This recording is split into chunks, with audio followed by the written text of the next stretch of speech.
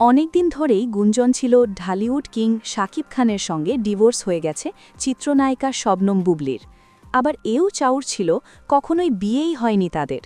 তবে সেই আগুন নিপতে না নিপতেই নতুন করে আলোচনায় শাকিব বুবলি জানালেন এখনও নাকি ডিভোর্স হয়নি এই জুটির।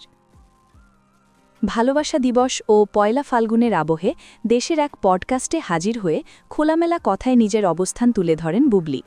অনুষ্ঠানের এক পর্যায়ে সঞ্চালক সরাসরি প্রশ্ন করেন কবে আবার বিয়ের পিঁড়িতে বসছেন এই নায়িকা। উত্তরে বিন্দুমাত্র দ্বিধা না রেখে বুবলি বলেন, শুরুতেই পরিষ্কার করে দিতে চাই, শাকিবের সঙ্গে আমার ডিভোর্সই হয়নি, তাহলে নতুন বিয়ের প্রশ্ন আসে কিভাবে। শাকিব খানের জন্য নতুন জীবনসঙ্গিনী খোঁজার গুঞ্জন নিয়েও নিজের মত প্রকাশ করেন এই চিত্রনায়িকা।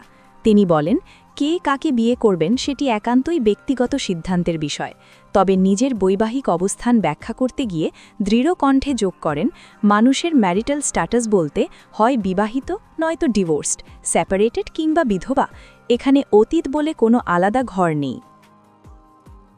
সম্পর্কের বর্তমান অবস্থা নিয়ে কথা বলতে গিয়ে বুবলি ইঙ্গিত দেন, দুজন মানুষের মাঝে ভুল বোঝাবুঝি বা অভিমান থাকতেই পারে, আবার সময়ের সঙ্গে সঙ্গে সেসব মিটেও যায়।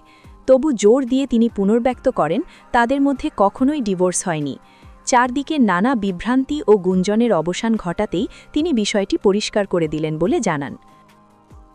এই বিশেষ পডকাস্টে শুধু সম্পর্ক নয়, নিজের জীবনের প্রথম প্রেম থেকে শুরু করে মিডিয়া পাড়ায় ঘুরে বেড়ানোর নানা কানাঘুষা নিয়েও অকুপটে মুখ খুলেছেন বুবলি, যা নতুন করে আলোড়ন তুলেছে শোবিজ অঙ্গনে।